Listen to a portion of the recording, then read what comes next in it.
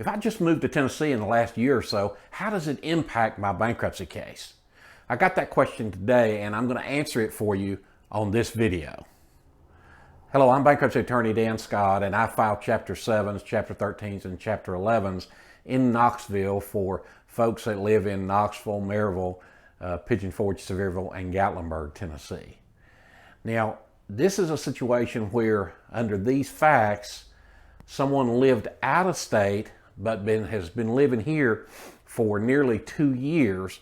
And so the question is, does that impact my bankruptcy case at all? In large part, the answer to that question is no. You still are entitled to file your bankruptcy case here. You don't have to go back to where you lived before.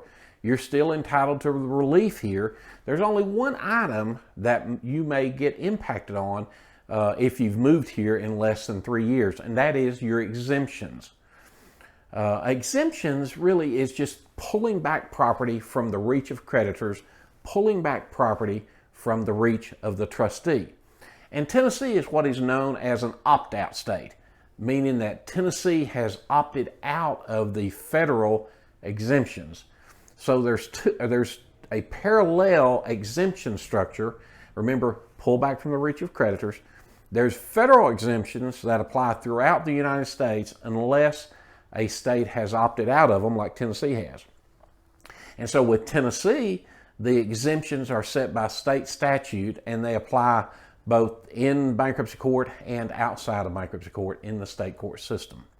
But if you have only been here less than 3 years, then you're not eligible to claim Tennessee exemptions. You've got to claim federal exemptions.